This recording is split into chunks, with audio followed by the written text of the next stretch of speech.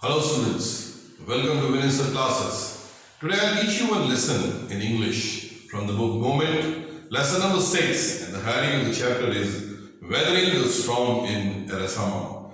So you see that in this chapter, it is an incident which took place in Odisha. The cyclone hit Odisha in October 1999 and killed thousands of people and devastated hundreds of villages over there. So it was the incident of 27 October 1999, and 7 years after his mother's death, Prashant, the main character in this chapter, we see that he is Prashant, and Prashant had gone to the block headquarters of Ersama, a small town in coastal Odisha. So some 18 kilometers from his village to spend the day with a friend. So here we see Prashant, he had gone to this particular place, the place which is 18 kilometers far from his village, to spend the day with his friend only. So in the evening what we see, a dark and a menacing storm quickly gathered, wind beat against the houses with a speed and fury that Prashant had never witnessed before. And Prashant is saying that in evening what happened? The weather it got changed and the wind beat against the houses with a great speed also. And heavy and incessant rain filled with darkness ancient trees. They were uprooted and crashed to the earth. The situation like havoc it became at the beginning only, and screams rent the air as people and houses were swiftly washed away. The angry waters swelled into his house, friend and neck deep. The building was of brick and mortar and was strong enough to survive the devastation of the wind's velocity of 350 km per hour. So the speed of the wind, it was really so high, 350 km per hour, the velocity of the wind it was. And we see that only the strong houses which were made by the concrete, only they were standing, otherwise the rest of the houses, they all had been washed away. But the cold terror of the family grew with the crushing of the trees and that had uprooted and fallen on their houses. And we see that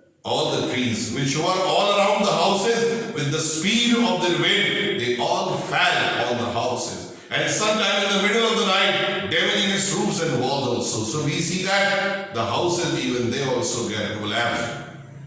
The great destruction wrought by the cyclone and surge of the ocean continued for next 36 hours. And this devastation, this ocean which it continued in this manner, it was continued at least for 36 hours, and the wind speed had reduced somewhat by the next morning. So whole night you see that the speed of the wind, it was very high, and the situation it created like havoc. So to escape the water rising in the house, the Prashant and his family, they had taken the refuge on the roof. And where they went? Because inside the house it was submerged with water. Then they took the shelter on the roof only. And Prashant is saying that he will never forget the shock with the super cyclone. And he's saying that I was thinking that how we all can save our life also. And all the trees, they were uprooted also. 2 coconut trees here we see in this chapter, they had fallen on the roof of their house. And this was a blessing in disguise, because the tender coconuts from the tree kept trapped family from starving in the several days that followed also. So those coconut trees which fall on the house, and those people, because they had no food to eat, they were eating that coconut also. So for the next 2 days, Prashant, he's saying that he huddled with his friends, family in the open on the rooftop for the 2 days. He remained on the rooftop only, and they froze in the cold and incessant rain, and the rainwater washed away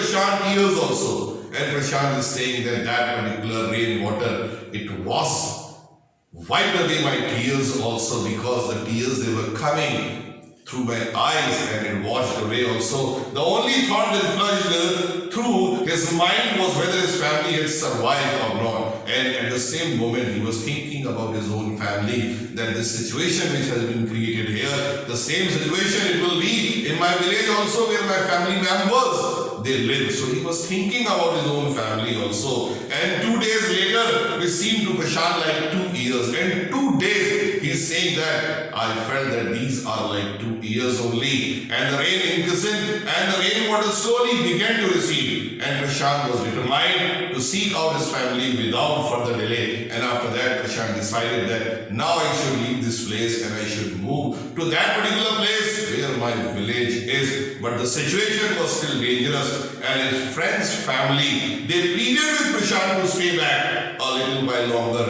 And the friends' family, they were requesting to Prashant that Prashant, the situation is really very gruesome, so no need to go or no need to leave the house. But Prashant was thinking about his own family also, and Prashant, he determined that he has to leave this place. So students, this is volume 1. The rest of the part we will study in volume 2. Thank you.